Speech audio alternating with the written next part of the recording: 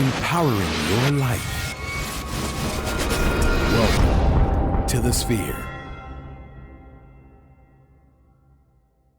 This episode is sponsored by Houston Housewives of Finance. For more information on increasing your cash flow, becoming your own money manager, and to schedule your complimentary personal finance strategy, contact the Houston Housewives of Finance today at 1-844-700-4463. Elite Dental Wellness. At Elite Dental Wellness, Dr. Ashandra Batiste understands that one of the biggest obstacles is dental fear. The vision at Elite Dental Wellness is to ensure every patient is treated with respect, ultimate care, patience, and love. Call us today to make an appointment at area code 713-789-8680. Looking to advertise? Join the Sphere's vast demographic reach of thousands of people all over the world. Send an email today to advertise@thesphere.tv or call us at area code 832-772-7789.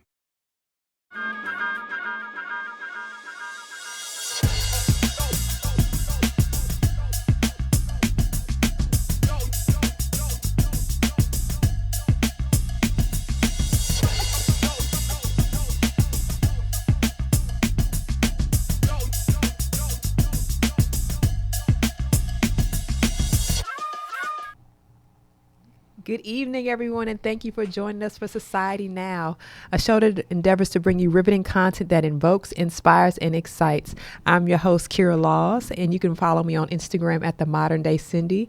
And this is my handsome, lovely, well-educated, sophisticated.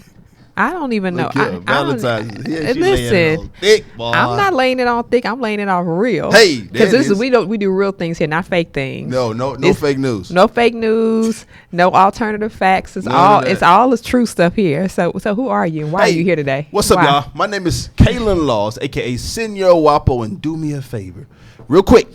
Minimize your screen, or look at the bottom right. Go to Instagram and type in SENORGUAPO. That's Senor Wapo 713. Follow me on all social media outlets. I tell you, we're super excited. Handsome, Pull sir. it up.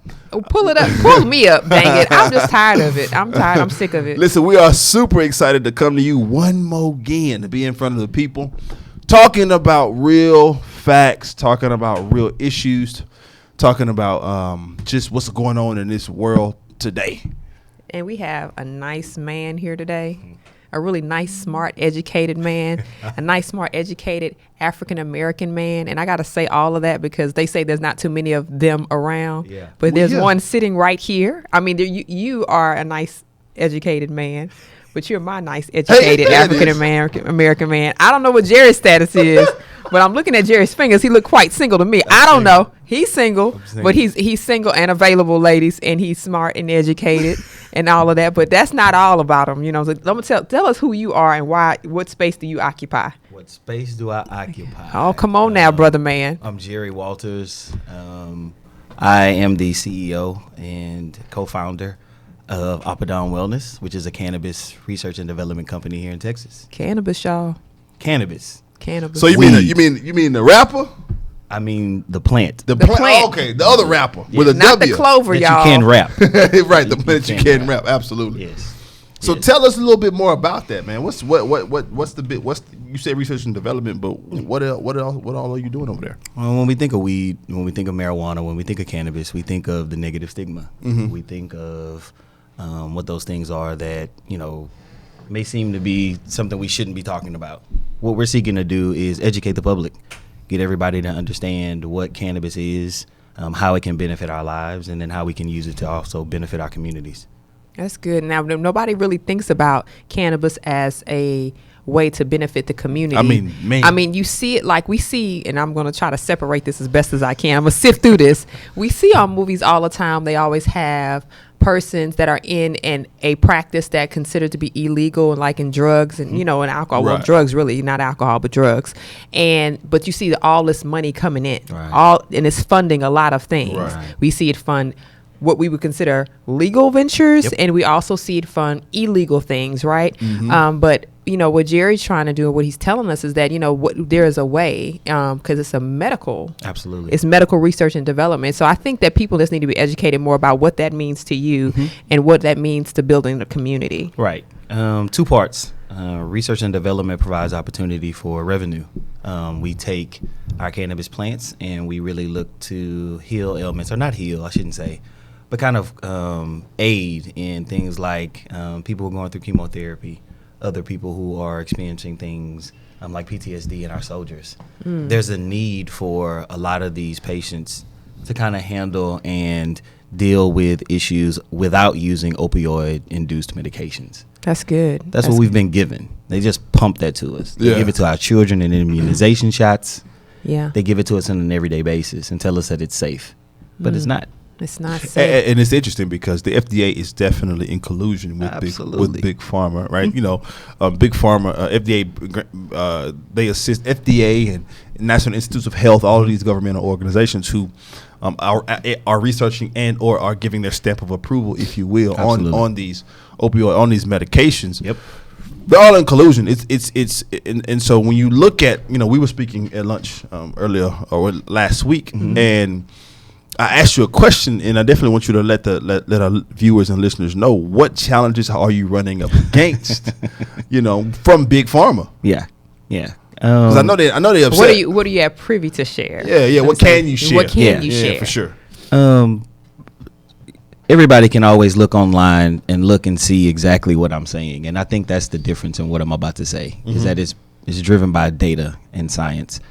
Big pharma is always about what to handle after the fact. You have cancer, we have medication. You got a headache, I have something for it afterwards. What cannabis looks to do in the science space, what space I occupy, the medical space is what can we do to prevent some of those things? And Big Pharma is saying you cut in our revenue there if you're talking about preventive wellness. Because what if they don't have to take that aspirin? So it's preventative versus management. Exactly. Right. And when you talk about that, you talk about healing people, healing their children, looking into generational wealth and health. That's something Big Pharma definitely doesn't want to do. That's also something that they don't want to do in our community. And by that, I mean minority.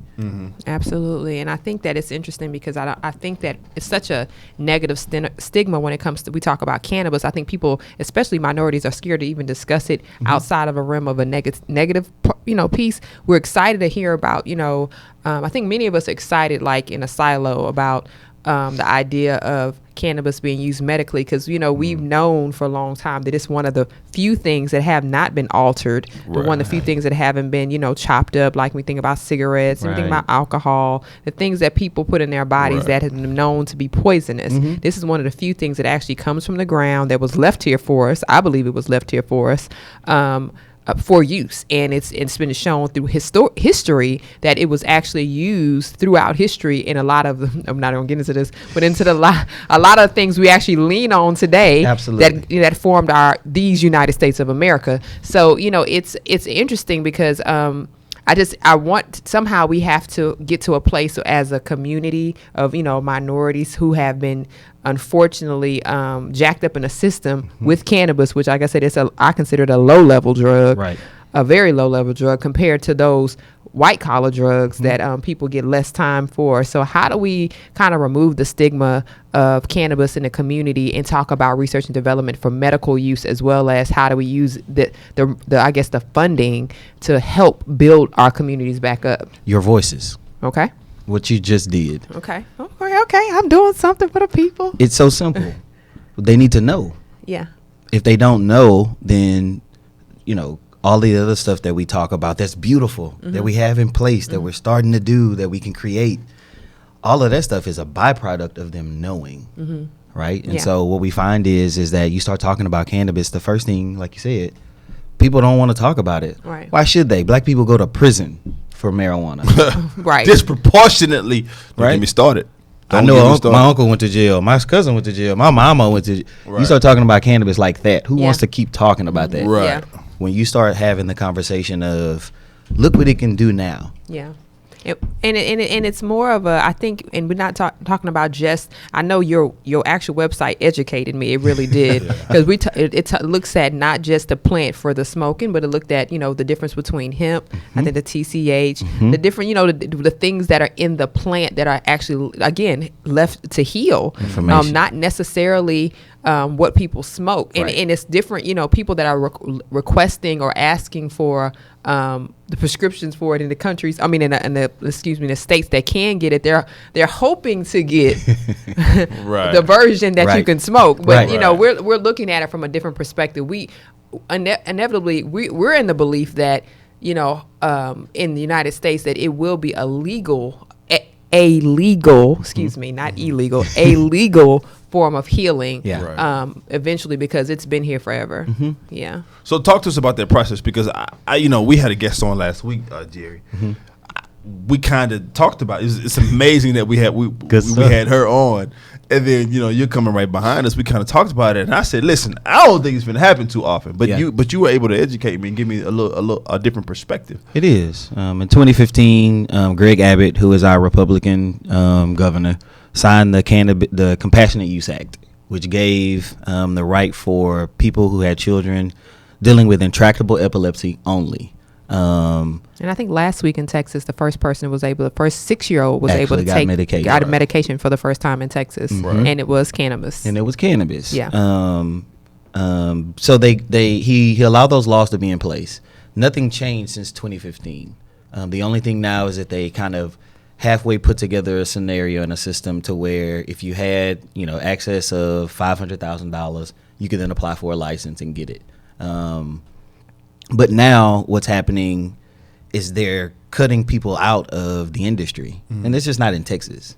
This is across the country. There's not even a 2% ratio of people of color in leadership positions in the cannabis space that own the cannabis business, none of that. And so that's really what we want to start talking about. How do we get the communities involved legislatively and any other process to where we can really make money? Absolutely. That's an amazing thing, man.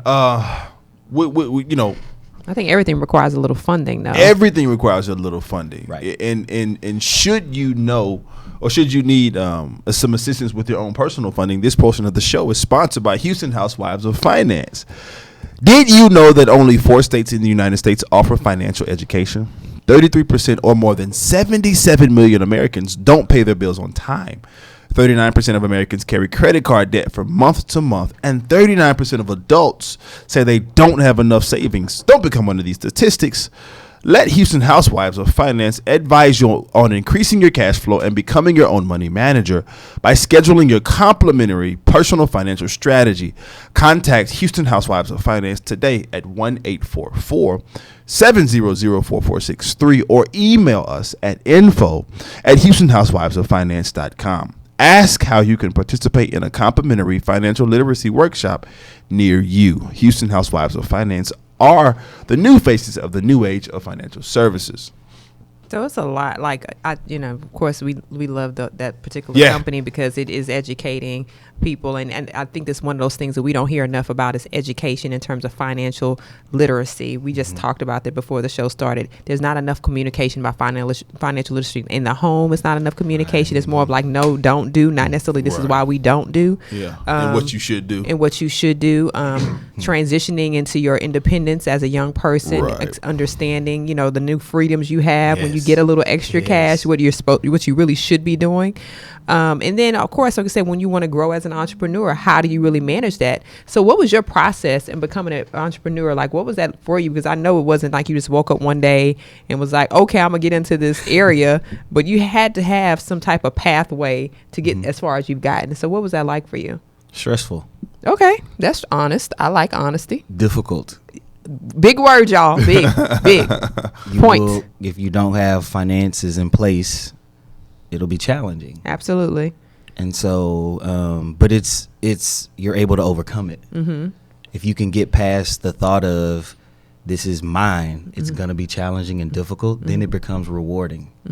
And so after you get through the crazy process of trying to figure line by line. I had to literally start with a business plan, then work my way through that, ask people, have open conversation about what you don't know. And please, everybody listening, don't be afraid to say what you don't know. Man, please say that again. I think that not enough people say, like, I don't know. It's a simple concept, I don't but know. for whatever reason, the pride that wells up I'm gonna in say, us. because the humility is a big thing. A lot of people just don't know, haven't activated that piece it of their blocks life. it.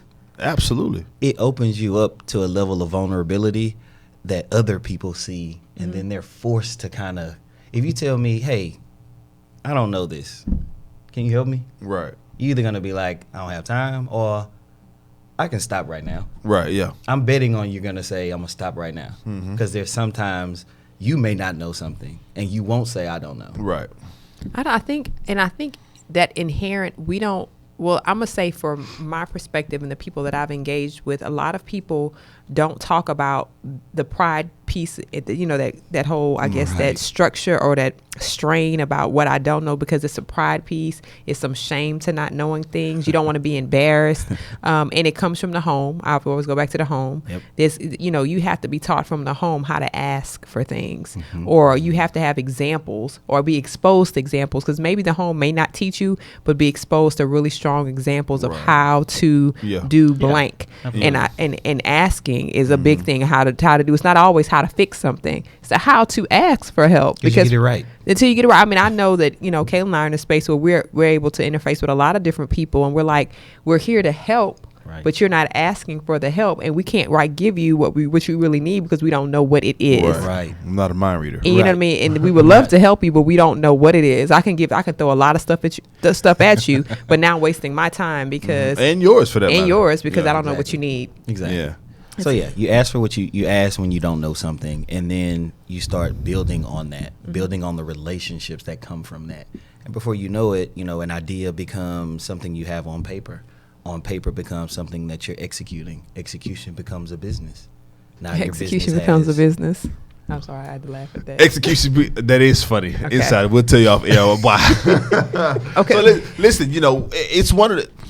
If you're listening and or you're watching, you need to make sure that you take an opportunity to ingest the game that you've been given by Mr. Jerry Walters, and subscribe to his method of what's going on. And we also want to talk to those subscribers here on Facebook. Those folks who are watching, we appreciate you, Facebook Live, and we ask that you subscribe to our show on the major platforms, including iTunes, SoundCloud, Google Play, and Stitcher.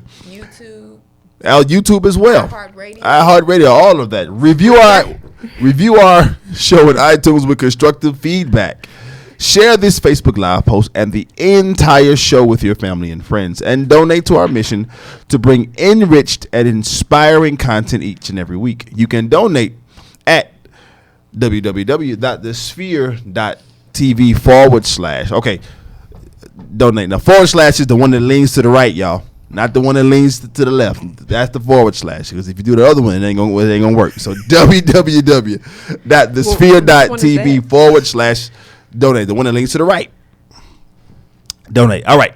So Facebook, we love y'all. We appreciate y'all, man. We'll see y'all next time. Y'all keep tuning in real life. Okay, so what are some other things I know? So this is your passion, baby, right?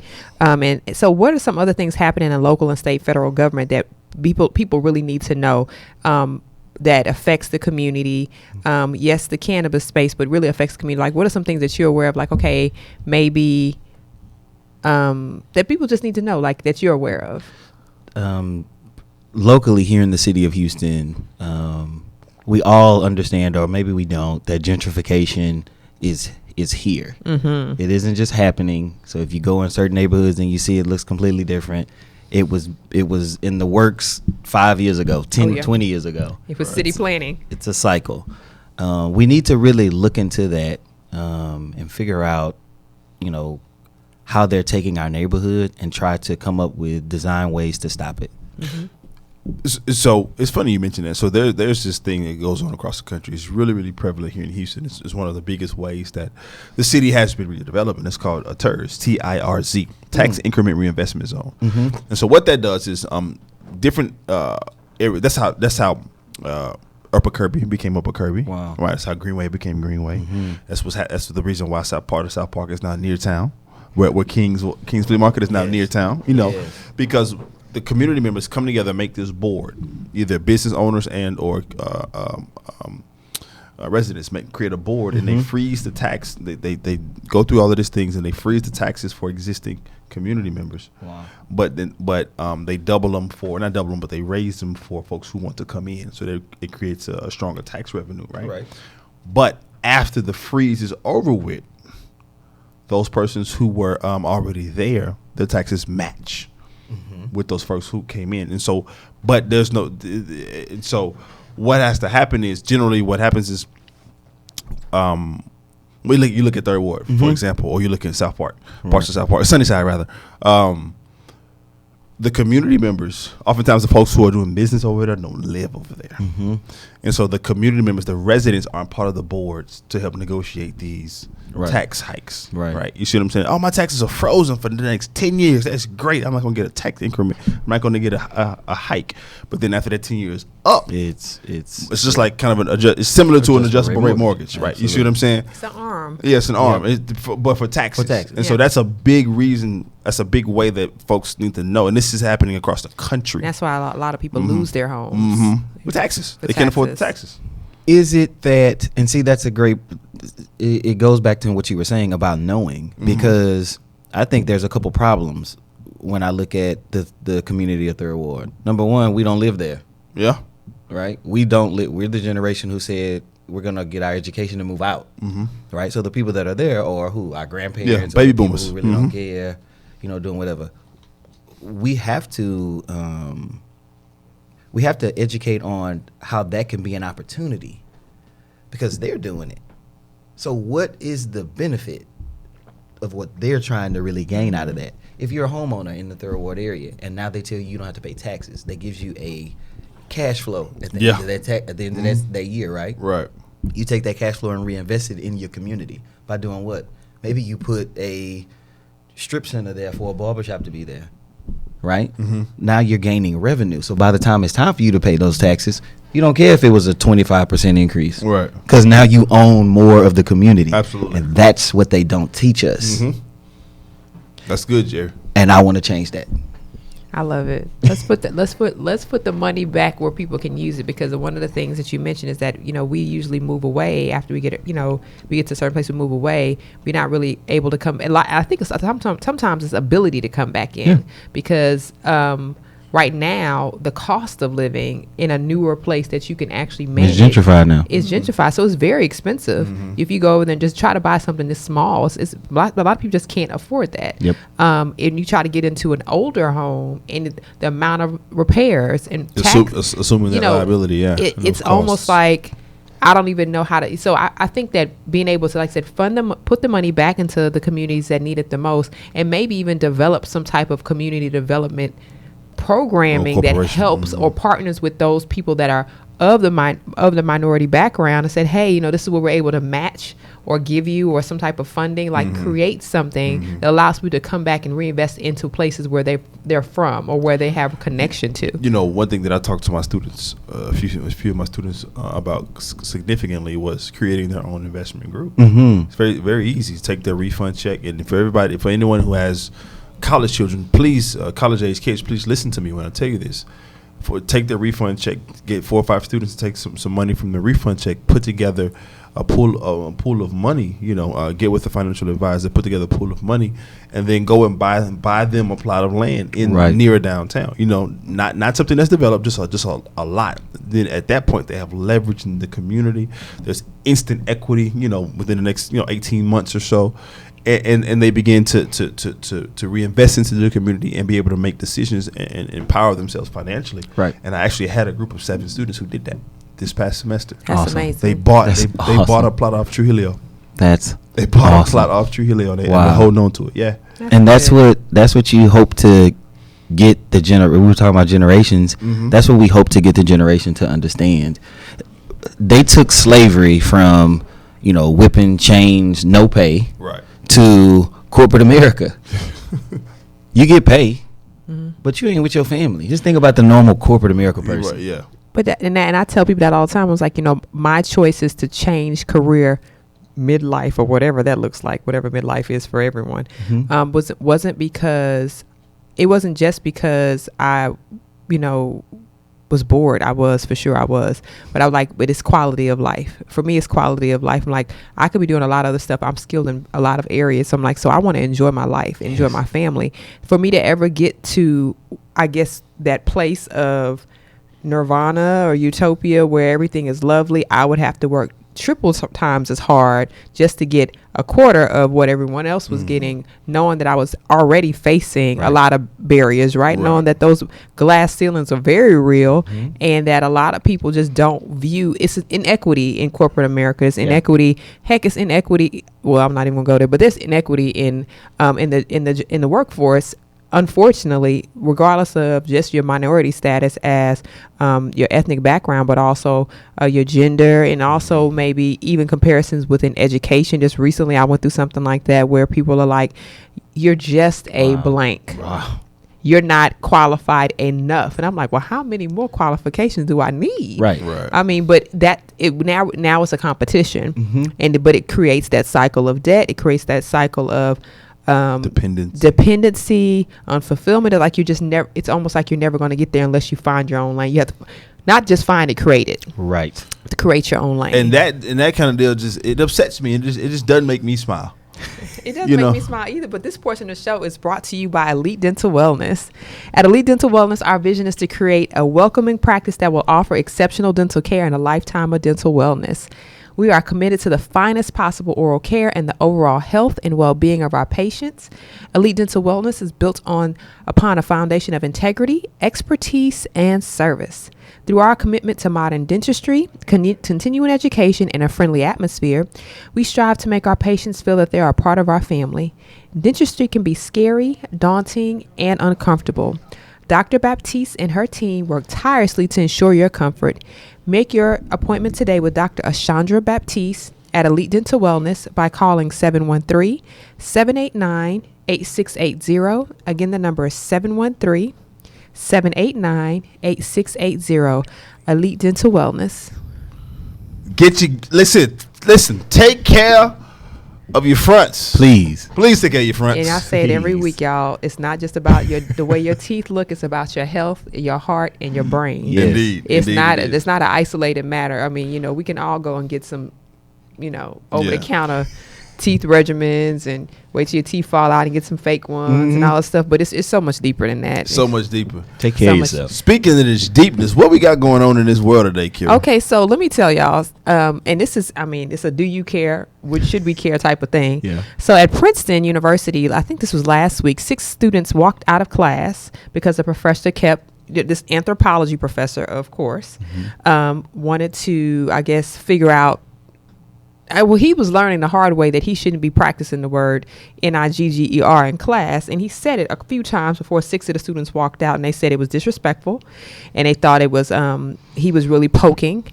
No matter what his point was in that particular class, one of the students said, what's worse? Is it worse for a white man punching a black man, or is it worse to have a white man calling a black man that in class and not being able to do anything about it? And so the issue became, were the students in the right for walking out? Was the professor, in his lesson plan, was he actually making a point? Like, what do you think about that? Because I think that went a little bit too far, and he should have gauged the class to know that, that wasn't going to work, regardless if it was only 6 students or 16 students. It just doesn't work.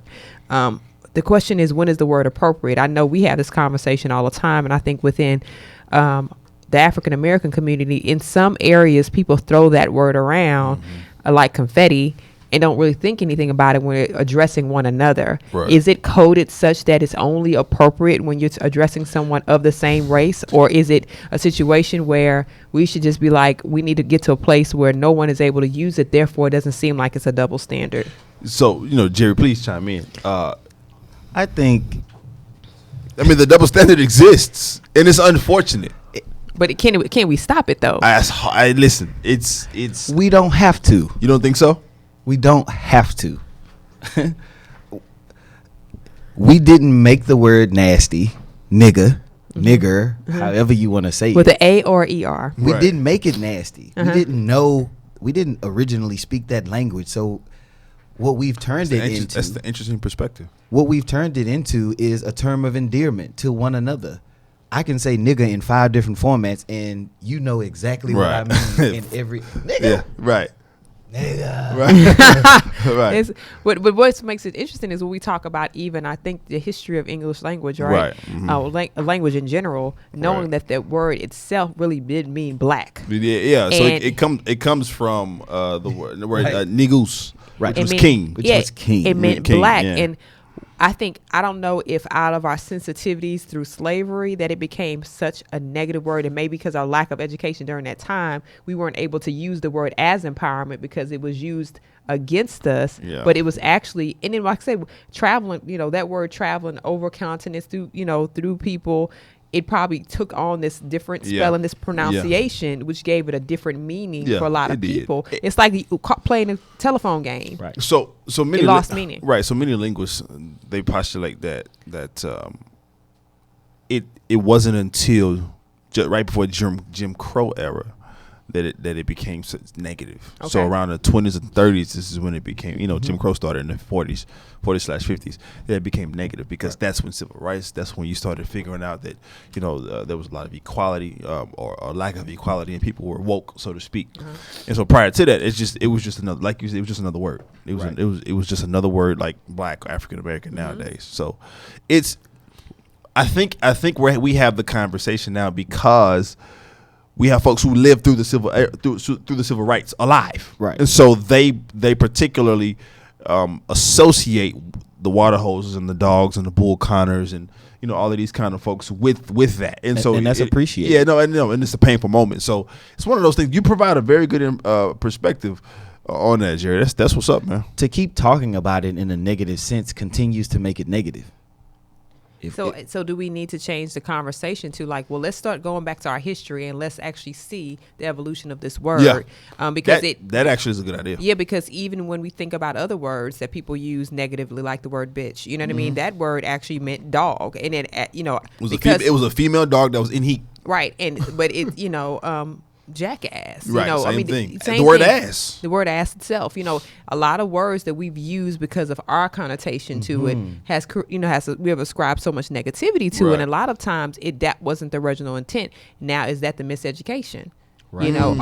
Our ignorance has allowed us to Miseducation latch of Americans. right, allows us to latch on to a negative concept Right. of something just because we're very we're not well informed about it. Right. And that's almost the dilution of history, right? Where our history has been attempted to be erased and diluted so that we just believe the narrative that's been fed Yeah. to us. What I found interesting about what that professor in the discussion in his class was the difference in whether I punch a black man or if I call him a nigga. Well, that was the student saying that. The student said, well, how should I feel any different? Should I feel any different with if he's saying a word to me or if he's hitting me? And was that a black boy, a black it was woman? but one of the black students that walked out, he was like, to me, it's all the same. But that goes to my point. Like the minute we get offended by that word, then it continues the conversation of Absolutely. nigga even being a negative stigma. I agree. Because it don't mean that. It does not. Nigga, I've seen 2 white boys call each other nigga. I've seen this. If the girl that used to do my eyelashes, bless her heart, I told my husband, I said, she on her timeline is going in on her friends, but it's in. And I'm like, wow, I was like, she feels really comfortable saying that because in her community, it's not the way we use it. It's to her, that's my. And I'm we can like, tell it. I mean, like we know the difference. Yeah, and you I'm know like, we know tell when it. somebody's trying to use it derogatorily. And so that's yeah. do we just okay, we only ascribe the negative connotation when they're talking to us if the person happens not to be black or minority. They have to be this particular. It's unfortunate because it's really a case by case. Because I have a very good friend from which I told you the situation. A very good friend, like a little brother to me. He did it. He had a birthday party. He did it. It was and the way he said it, I had to tell him. I was like, I ain't tripping because I know you.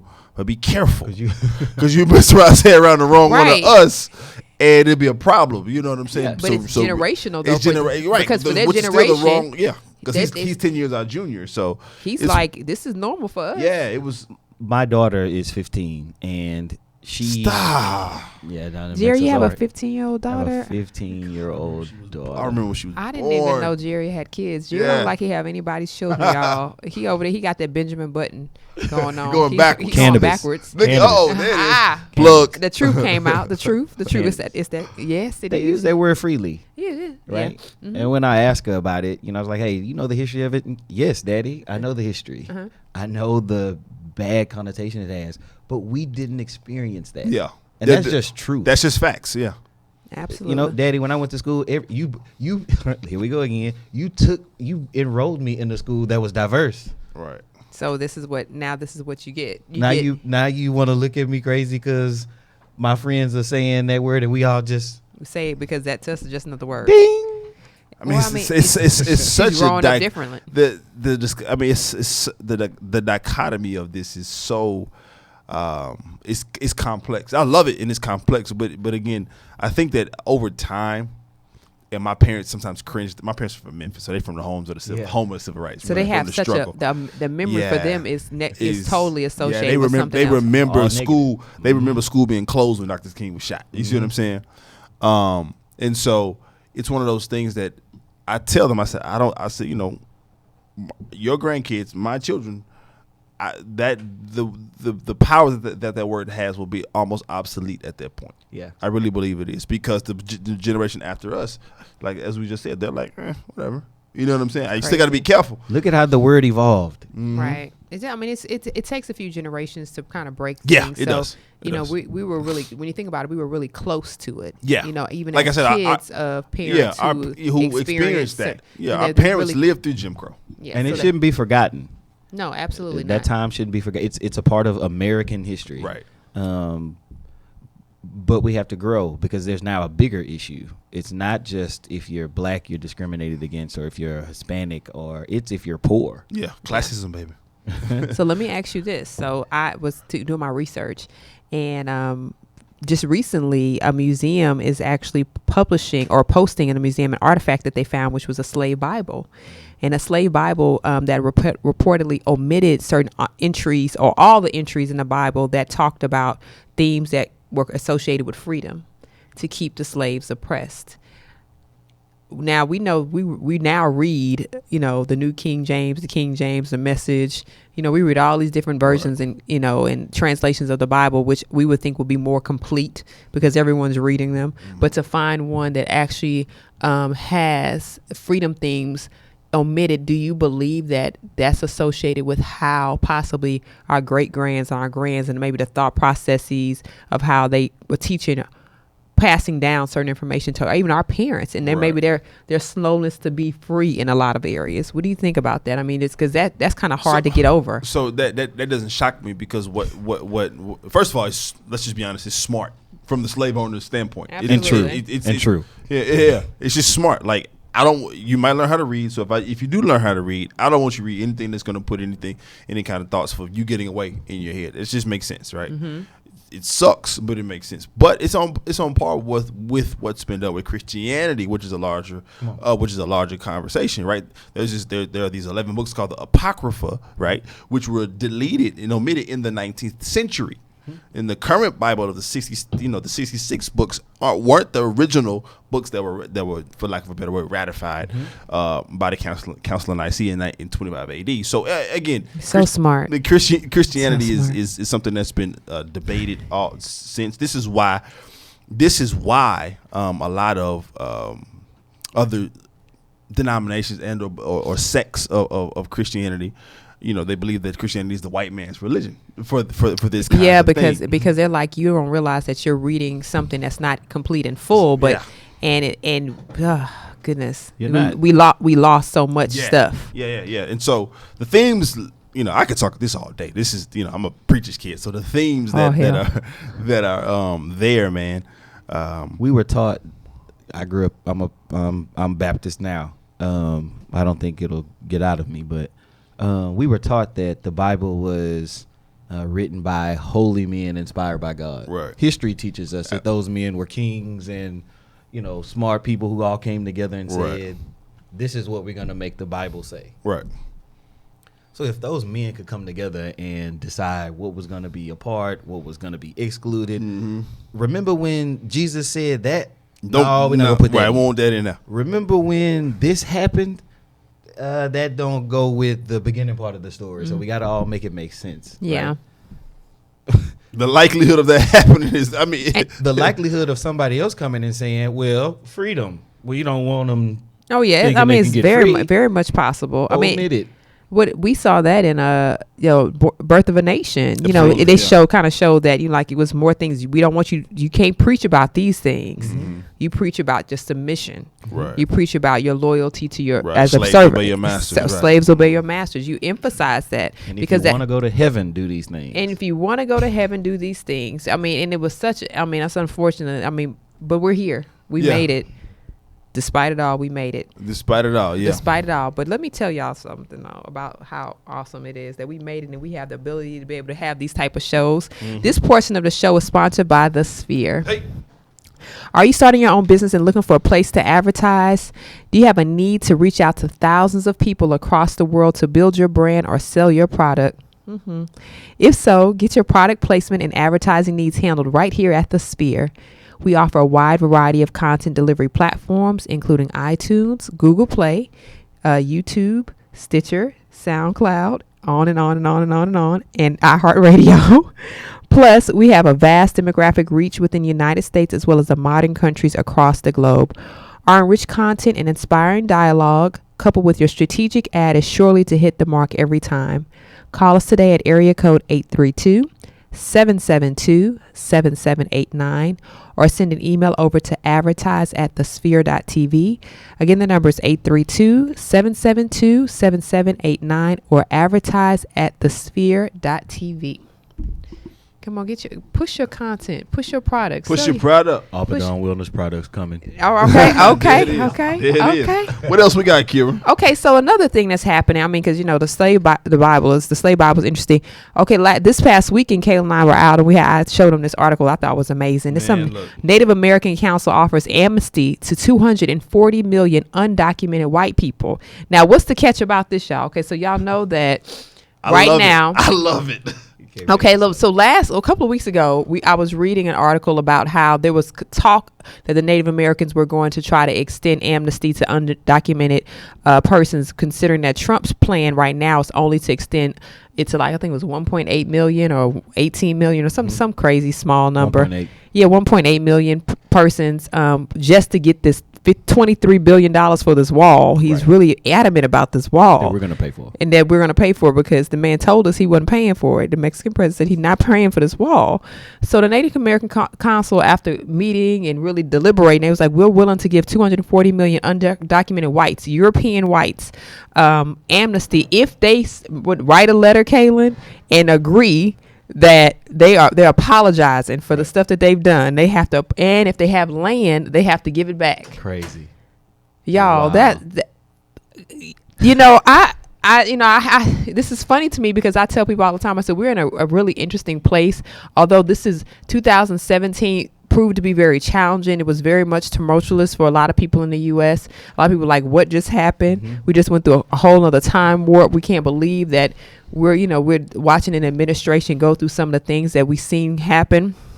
But then it's almost favorable in a way because sometimes things have to be exposed for people to actually figure out that they have a voice. It has to fall. It has to fall, and we have to, it has to get to such a point where people are like, we're done. You know what I mean? I'm done sitting here trying to wait for good to happen. Right. And so I think this was kind of funny, honestly. I'm like, listen, I'm so here for this. I'm so here for it because, as an educator, someone who's spent, the better part of their career in the classroom in many different ways, forms, and shapes. Education, the sphere has done a piss poor, a horrible, a disgusting job in really highlighting the contributions the Native Americans have had to this country, highlighting what Anglo-Americans, what Europeans, they weren't Americans, Europeans did, right? And what the country continues to do, right? To the folks who were here first. Yeah. So if you really want to look at it, you know, the illegal immigrants are the European Americans, the Europeans, and their descendants. Maybe not their descendants because they didn't have it necessarily. You know, I get that argument. They didn't do it, but to not acknowledge it is something that we in compulsory education just do not do well. And I'm so glad. And I hope some large, huge media platform picks this up because they need to apologize. Right. They need to apologize and keep apologizing and stop trying to run pipelines. Let me shut up. I'm sorry. I get mad. But no, I think the apology is definitely in order because what we're seeing is that people keep trying to act like a lot of things didn't happen. Slave trade was very real. It didn't. They didn't just come to the U.S., y'all. Right. They took, persons were moved from Africa to France to different countries to the. That's why the Caribbean is black. The Caribbean is black not because black people were there, because Africans were moved to the Caribbean. We have the Spanish speaking black people, Puerto Ricans and Dominicans, because they were from Africa.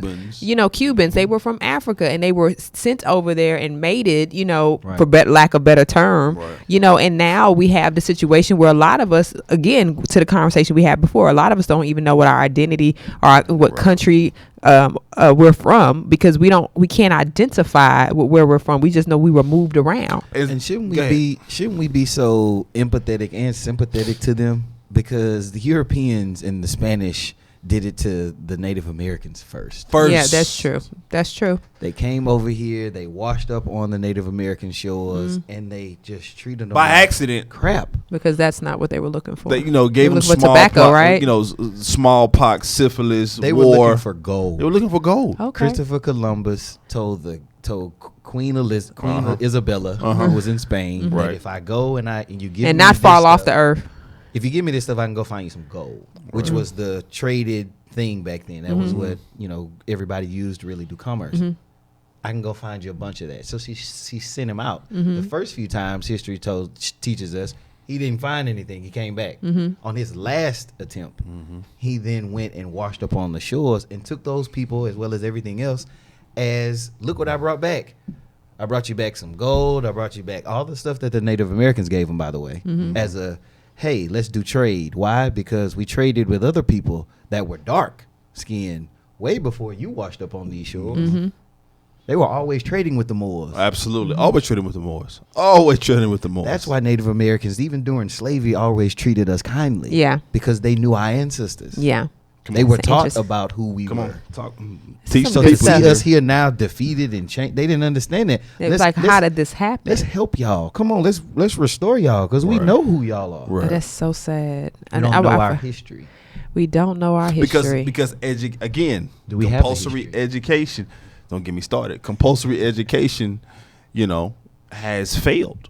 Right. And I love someone STEM. else is writing the textbooks. I love absolutely. I love STEM. I think it's necessary in terms of commerce and driving the global economy. We have to have science, technology, engineering, and math. That's where it is.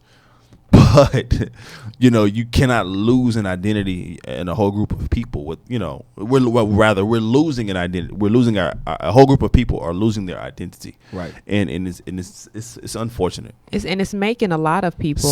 Just as a point of it's making a lot of people view us even now as targets. Yeah.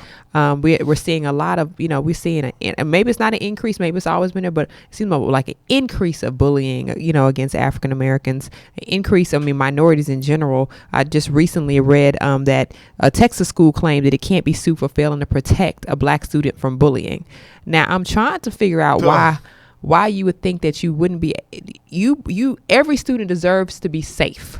Agreed. Regardless of race, gender, creed, religion, ethnicity, all of that, they all deserve to be safe. And so for a school here in Texas believes that, that they don't deserve, they're not in a situation that they feel like they should be able to be sued for not protecting a student from bullying. I think they definitely had a responsibility to protect all students from bullying. This student just happens to be black. His race should not be a factor in whether he was protected or not. But the fact that this is becoming the conversation, that the race shouldn't have been a factor whether he was protected. Agreed. But he was bullied because he was black. Yeah. But they should protect all students equally, regardless of race. Right, but they're not. And that's the problem. I think that I think the system owes the family an apology. Agreed. And I think it was a private school. When I was going over the article, I don't remember the name of it. But not only does the system, I believe the system owes them, but the legal system here that will allow a business to make that sort of assertion and have a legal standing to do it, that's an issue as well. The blind eyes of justice, by the way, is a blind white woman. She's blind and she's white. That's good, Jerry. That's good. Ooh. How do we have a chance? Yeah. That's deep, y'all. The blind eyes of justice that are supposed to be equal start off with a white woman. Mm-hmm. Yeah. They doesn't say she's deaf. She's not deaf. We can't read, so we can't speak properly. So we're easily identifiable. Yeah. Right. Yeah. What do they say? If you're a black intelligent man, you're aggressive. You're aggressive, yeah. If you're a black intelligent woman, you're aggressive. Mm-hmm. Or my favorite word, what do they call them? Impassioned. Said that to say criminal justice isn't for us. That No, means it's not. laws that are written aren't absolutely. for us. Yeah. That means school systems that are in place aren't for us. That's why anybody who was African American that had any intelligence tried to teach us to love ourselves enough to help each other. Right. Quit trying to go into that area. Love your area first. Self-love is a big thing. A lot of people talk about self-love. I think that we have to go on our own journeys for that. I always go back to, it starts in the home. It starts, environment is everything. Exposure is everything. A lot of things that Kayla and I talk about all the time, some of the things he was privy to, I wasn't privy to. So our paths were very different. Right. As a male for him and as a female for me, I think even his exposure and his participation in sports, or being edified in that area, it helps you to, I think it helps people to actually be able to love a little bit more about themselves. Mm-hmm. You have to be able to figure out something that you can really cling to and then really let it evolve from that. You can't have one thing you hang your hat on, because if it's gone, it's gone. Right. But self-love is one of the things we just don't talk about enough. And that leads, like you said, to a path of justice. When you really start loving yourself enough, then you start trying to find out just ways to handle life. Mm-hmm. And I don't think enough people do that. Not enough people do that. So let's talk about something else. Now, we finally got a name. I'm so excited about that. We're no longer just millennials. I never thought that I was a millennial because I'm born in 70s. You know what I mean? So I was like, I don't necessarily think I fit into that box. I know people who are born in the early 80s don't fit into that box, but we have a name, Xlennials. I'm excited about it. I don't know about everybody else, but I'm excited about it because I'm not a millennial and I'm not a boomer. I'm not a Generation Xer. So the article, for those of you who are listening and can't see what we have posting up, the article states that I think it's from those born from 77 to 83. It's right there, 77 to 83, called Generational Xennial. Yeah, Xennial. And what it is. Yay. Right. Because Generation Xers, they came about before technology, right? And whereas Generation Xennials, where we are, we came of age at technology. Literally, you and I, Jerry, we graduated at Y2K. Yep. You see what I'm saying? Yep. And I was already out of school, y'all. We remember a time. We remember the tube. Computers. We remember the 4x6 actual floppy disk. I was in a computer class learning about that when you were we remember C-prompt. Bring it down to the C-prompt. Bring it around to the C-prompt, y'all. CD-ROMs. And we had to learn that stuff because that's what they thought we were going to be doing forever. And so and when we went to sleep one day. It was green. Remember that? It was green. With that blinking box. With the blinking box. That was the cursor. And so the cursor was so thick, y'all. The cursor was a video chick. It was thick. The cursor was a video chick. I'm posting it tonight. Nice. The cursor was a video chick. But again, whenever you give something, I think it's important to give it a name because you give it identity. You see what I'm saying? Whenever you give, and when you give it a name and you give it identity, it is at that point that you can grasp a better understanding. You see what I'm saying? And so we're of the generation to where we know what it's like to not have technology. We remember payphones. All of us was talking about that before. I remember getting dropped off life at college before cell phones and having to and walk. pagers. Yeah. And looking at TV like, will that ever happen? And so exactly. And so what I'm saying is we are able to connect intergenerationally between boomers, Xers, as well as the millennials, right? We understand the grind and the hard work of the Xers and the boomers. But we understand that we have the fearlessness and the go-get-itness of the millennials. So we don't really fit. And I think it's apropos because all of us have left corporate America. That a millennial thing just jumped at us and said, okay, you know what? I can't do this no more. I'm tired. Right. I got to go do my own thing. Right. You know, I've done my 10 years in here. That was probably 8 too long. You Man. know what I'm saying? Yeah. We learned really quickly that we couldn't. We've been able to really do that, and I think it's important again to name it, and it gives us an identity, so to speak. See, I don't think that. Okay. I think that by creating those names, by breaking them up, you create divide. Why can't it just be us? My grandparents did what they did, it evolved. My parents came, they did what they did, it evolved. And we don't separate, because to separate, what do? We say, well, what are we now? Exennials. Exennials. We're exennials. So you know what? We're going to master the exennial space, right? Well, and leave them to do that, and leave our parents to do this and that.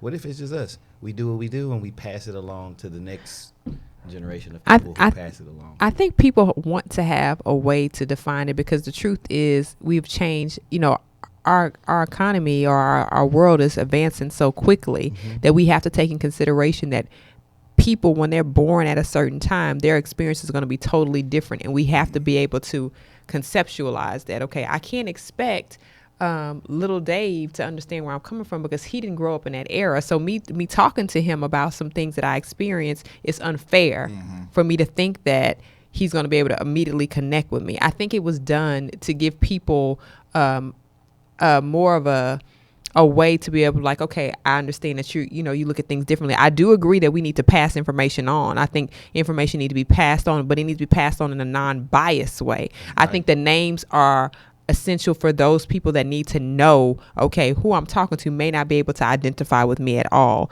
I spend a lot of time reflecting on the difference between my generation, my mom's generation, how she processes, how she works through things, and it's totally different.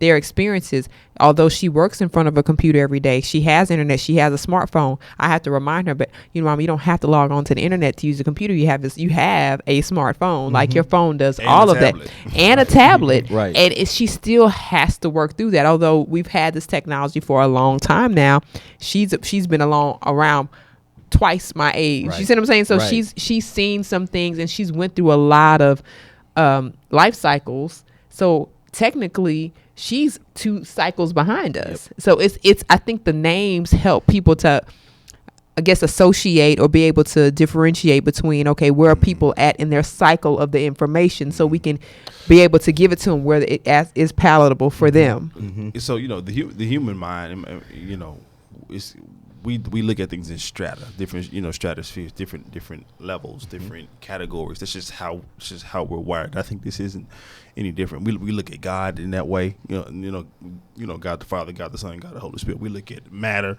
liquid, solid, gas. We categorize everything in order to understand it. I do agree with you that it can create divisions. Yeah, it can definitely, because I'm not a full fan of millennial because of kind of what the negativity behind negative it. connotation, because I teach them, my little brothers and my little sisters. I'm like, nah, y'all really don't get them, So I do agree with that, but I think that it's just kind of how we're able to grasp a certain set of people, because there are marked differences between, again, our parents and us. It is what it is, know. But it's a challenge and nuance that I think that we definitely need to figure out how to conquer. Yeah. And it just, like I said, it's going to be until this world no longer exists, we're going to always have to deal with the ways of yesteryear versus what's happening currently, and whatever divide that creates in general, because again, we're advancing so quickly that, you know, we have to be able to identify who falls where and in their learning curve. So my last thing I want to talk about is who's going to Black Panther? Like, who's going to go see it? I need to know who's going to actually out there is going to support Black Panther, because Black Panther. Watch it on the Fire Stick. And not watch it on the Fire Stick. Don't boo. That's That's theft. It's like, that's don't do that. theft. I mean, I know everybody talking, I got a Fire Stick, but we're intellectual okay. property. You stealing I've somebody's never IP. seen that sold on Amazon, y'all. That is not real. Like Jeff Bezos would not let that happen. I'm like, this is y'all. There's a lot of other ways to get these movies. Y'all don't. I will wait. If you have to see it, wait, you get the dollar and change one from the red box. See how like, technology just can trick us. It's trick us. I'm like, I got this Fire Stick. I'm like, the Fire Stick is actually not a legal form to watch movies, but we're gonna talk about it another time. But Black Panther is really great for a lot of reasons. Black Panther is now being noted for actually bringing so much back into the Atlanta commerce. It was like $90 million from them actually, you know, taping that, recording that movie in Atlanta. $90 million pumped into the economy because of what they've done. They needed it. School system needed it. A scientist was like, I love the movie because it's talking about Black people as scientists, you know, scientists, because we knew the hero in the movie, he was a smart guy. He was wealthy, but he was actually very smart. So, you know, the $90 million, but also the STEM. Like, let's talk about their ability in Wakanda for math and science. We know our history shows that we are very strong in those areas, but the way we have been watered down to believe that we're only good in arts and entertainment and sports is a trick. You know, you said we know, but we don't know. Oh, we don't know. Well, I'm gonna say this. Yeah, we don't know. We do not. Here go. We don't know about the libraries at Cush and Timbuktu. Okay, we don't know about. But here goes. You know.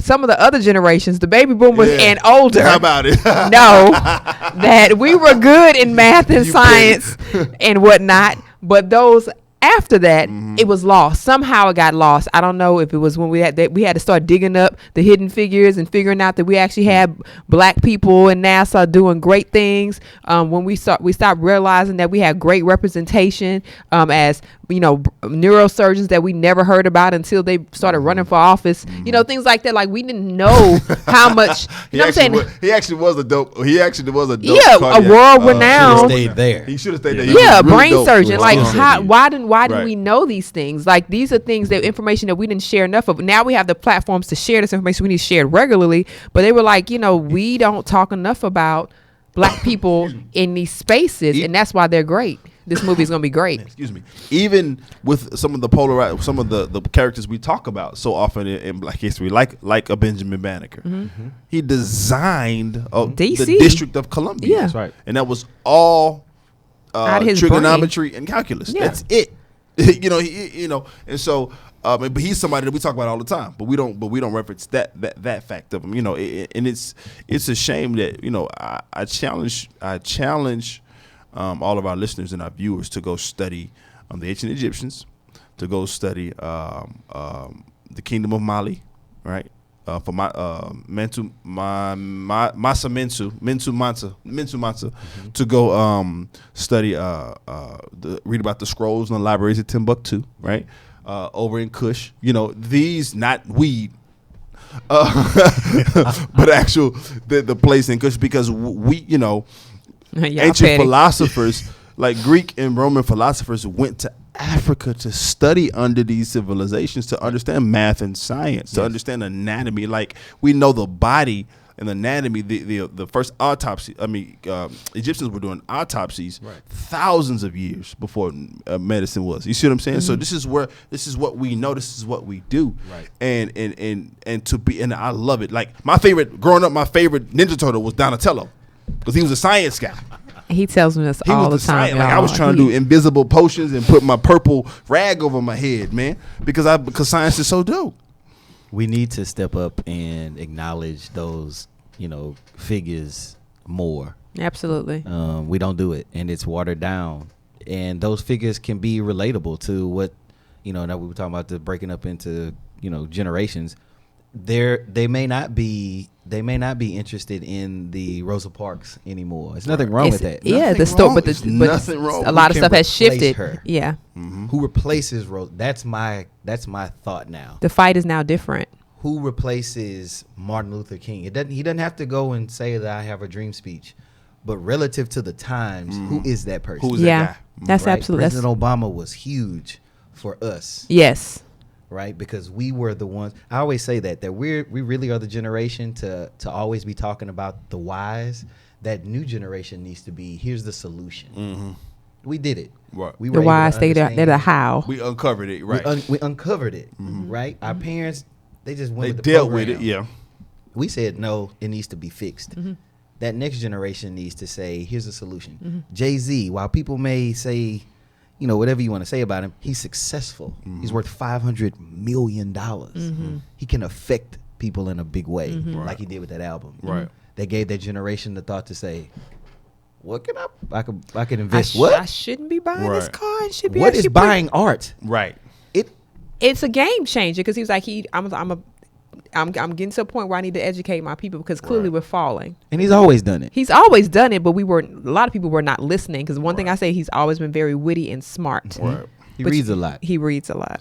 We need to read. Read, absolutely. It's It's in one the of those book. things, man. And so what people don't know about Jerry is that, you're a math head. You a math head. Was very Official dork. Huh? Official dork. Official dork, and so you can speak to this more than anybody, because before you even graduated high school, college, you were doing things that Right. that your peers was like, you don't have a degree yet. Nope. Nope.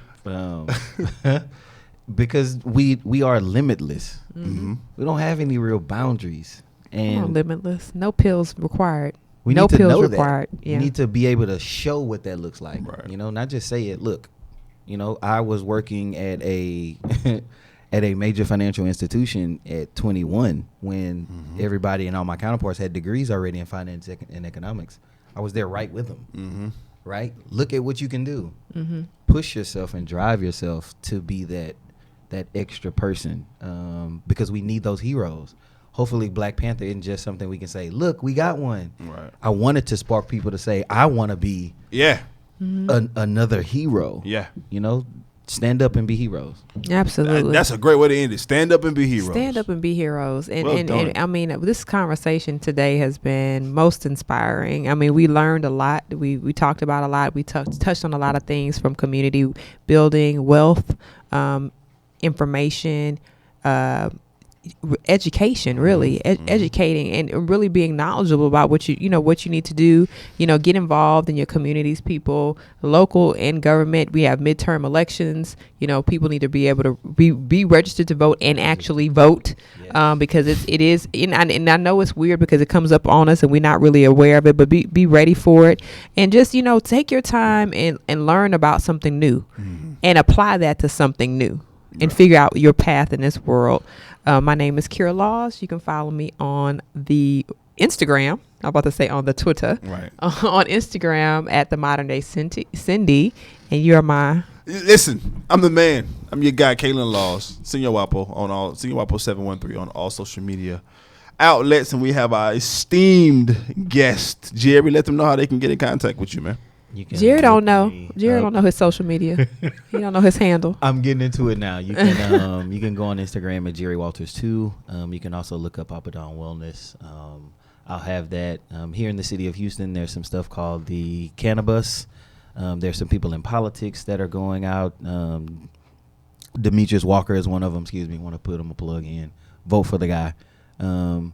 Start up a conversation. Talk about things that you wouldn't normally talk about, and you do that by reading. Let's do that, everybody. It's not about smoking it. It's about actually using it for health. I just want to say that. I have to say that. And smoking it too. And for those who need to, Snoop would endorse that message. Shout out. And his gospel album. We need to talk about that next week. Uncle Snoop. Uncle Snoop out here Uncle Snoop getting out high here. and saved. High and saved. Listen, because he said it's from the Lord. The Lord left it. The Lord left it. He But made anyway, the seed. He made the Come seed. on. Come on. Well, we'll see y'all next week on Society Now. Peace, Next y'all. week. Peace.